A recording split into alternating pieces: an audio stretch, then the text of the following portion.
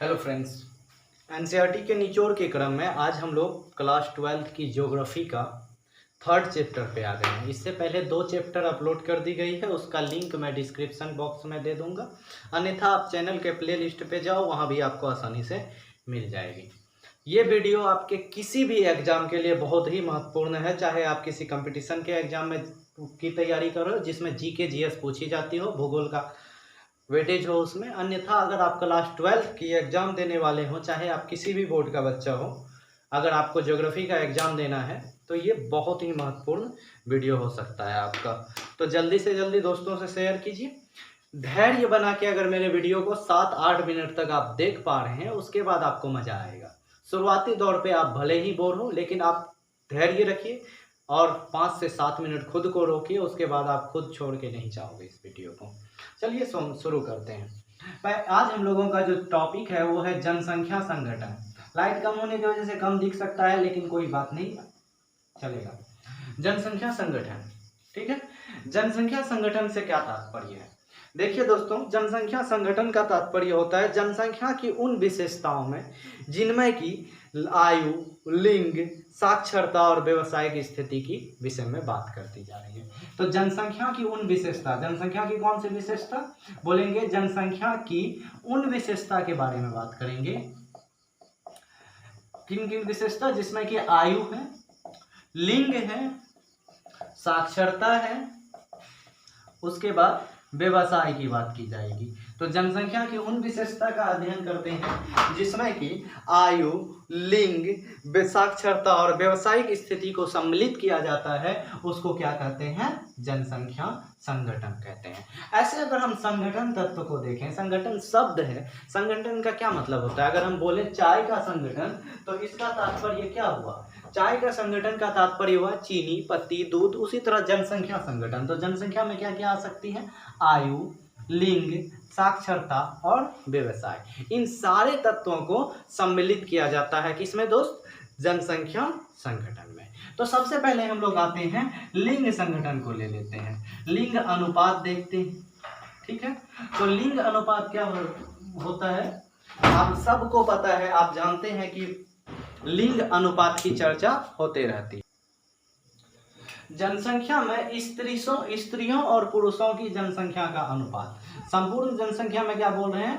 पुरुषों और स्त्रियों की जनसंख्या का अनुपात जो होता है उसको हम लोग क्या बोलते हैं? लिंग अनुपात बोलते हैं। प्रकृति में एक नियम है, प्रकृति में क्या नियम है कि अगर प्रकृति के नियम को छेड़छाड़ ना किया जाए तो ऑटोमेटिक सभी जीवों में स्त्री जो होती है, फीमेल की संख्या मेल की संख्या से अधिक हो जाएगी। ये प्रकृति का सिद्धांत है। क्या तात्पर्य हुआ? अगर गर्भपात नहीं करवाया जाए,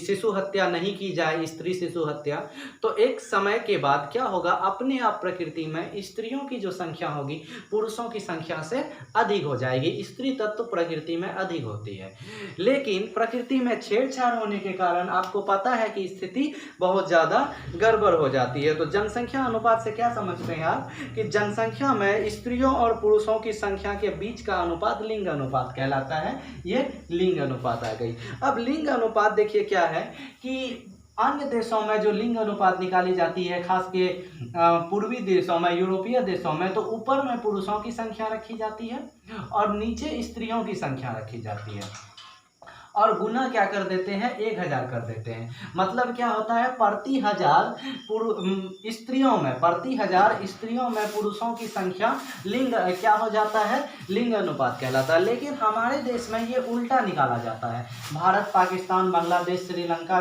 नेपाल, ये जो हमारे आसपास के देश हैं, इसमें उल्टा है।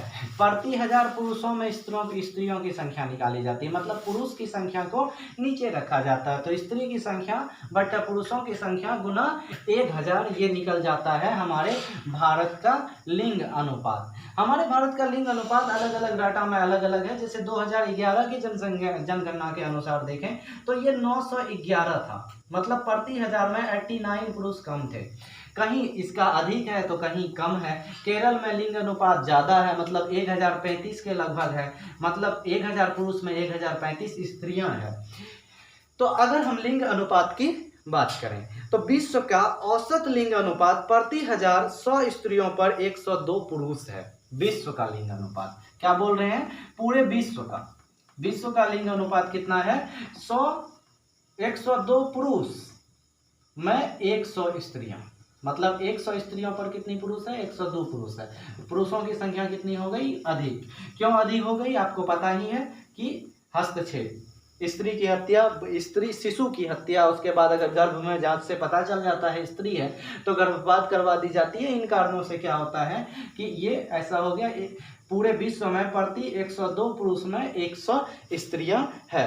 अब विश्व में उच्चतम लिंग अनुपात की अगर बात करें तो लातविया एक देश है। कौन सा देश, लातविया देश की जो लिंग अनुपात है विश्व में सबसे अधिक है।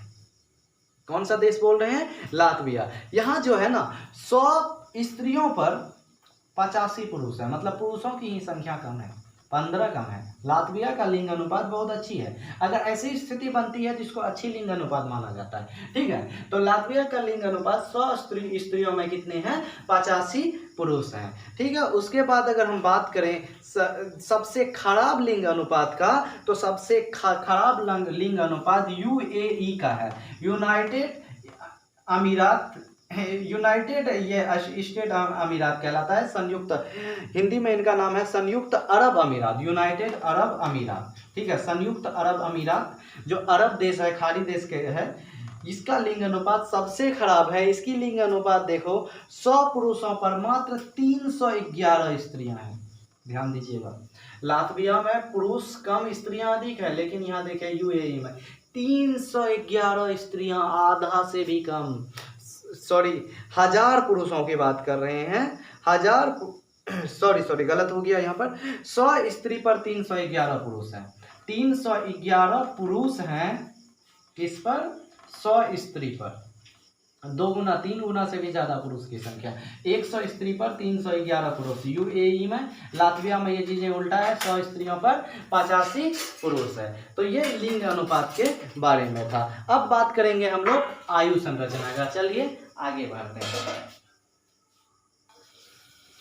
आयु संरचना, देखिए आयु संरचना की अगर हम जब बात करते हैं तो विभिन्न आयु वर्गों में लोगों का बंटवारा करना, या विभिन्न आयु वर्गों के लोगों की संरचना को दर्शाना। जैसे 0 से 15 या 14 साल का जो है, इसको बच्चे की श्रेणी में रखे जाते हैं। इसके लिए क्या चाहिए, इनके लिए चाहिए शिक्षा। उसके बाद 15 से 59 वर्ष, ध्यान दीजिएगा, 15 से 59 वर्ष ये कार्यशील जनसंख्या कहलाता है। क्या कहलाता है, कार्यशील जनसंख्या। और ये कार्यशील जनसंख्या के लिए क्या चाहिए, रोजगार, ठीक है। उसके बाद 59 वर्ष से अधिक वाली उम्र की जनसंख्या को वृद्ध जनसंख्या कही जाती है। इनके लिए क्या चाहिए, स्वास्थ्य, ठीक है।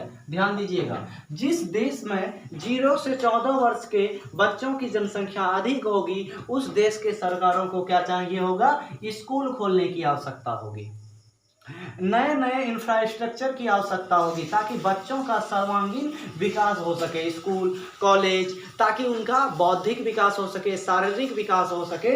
इस चीज़ के लिए क्या चाहिए, अधिक से अधिक स्कूल कॉलेजेस की स्थापना करनी पड़ेगी। जिस देश की जनसंख्या में क्या होगा, 0 से 14 वर्ष की आयु श्रेणी सबसे अधिक होगी। अगर बात करें 15 से 59 वर्ष की जनसंख्या, जिस देश की जनसंख्या 15 से 59 वर्ष के बीच अधिक होगी, वो कार्यशील जनसंख्या है। इनको क्या चाहिए, रोजगार चाहिए। तो जिस देश में, जैसे भारत में ये जो 15 से 59 वाला सबसे अधिक जनसंख्या है, इसीलिए इसको युवा देश कहा जाता है। तो यहाँ क्या चाहिए, सरकार को चाहिए, उस देश के शासक को चाहिए कि अधिक से अधिक रोजगार के अवसर उपलब्ध करवाए, ताकि उस कार्यशील जनसंख्या का उपयोग कर सके और देश के विकास और वृद्धि में सहायक हो सके। अगर देश की जनसंख्या 59+ है, जैसे चीन की बात करते हैं, जापान की बात करते हैं, यूरोप के सभी देशों की बात करते हैं, इंग्लैंड, जर्मनी, जो भी विकसित देश है। यहाँ क्या हो गया कि जनसंख्या नियंत्रण के चलते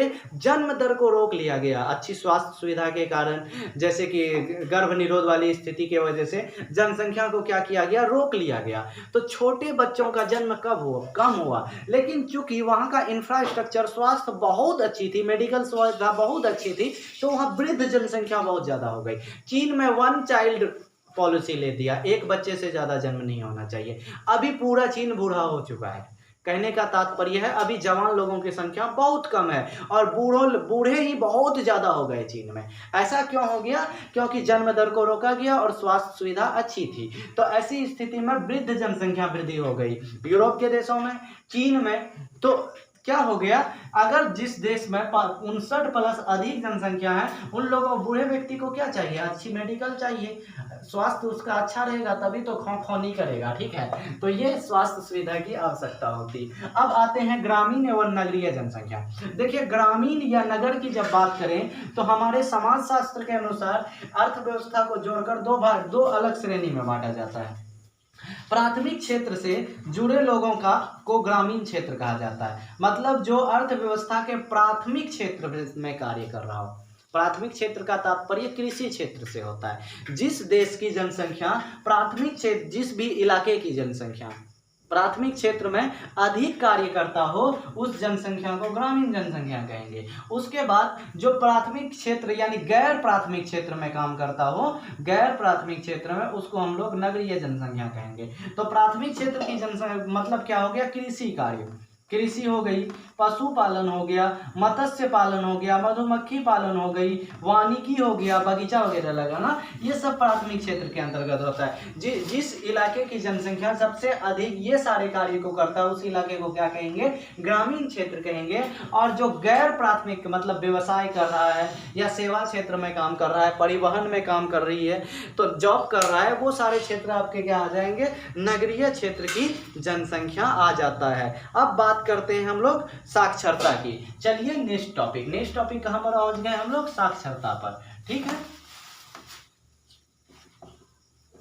साक्षरता का क्या तात्पर्य है? साक्षरता का तात्पर्य आपके बुक के अनुसार दिया हुआ है, किसी देश में साक्षर जनसंख्या का अनुपात सामाजिक और आर्थिक विकास का सूचक होता है। निश्चित रूप से जहां साक्षरता अधिक होगी वहां समाज में विकास होगा और अर्थव्यवस्था में भी विकास होगा। क्योंकि अर्थव्यवस्था मतलब धन कमाना, धन का कौन अच्छा कमा सकता है? जिसमें शिक्षा उचित होगी, अच्छी होगी, वो धन अच्छा कमा सकता है। तो किसी देश में साक्षर जनसंख्या का अनुपात आर्थिक विकास और सामाजिक विकास का सूचक होता है।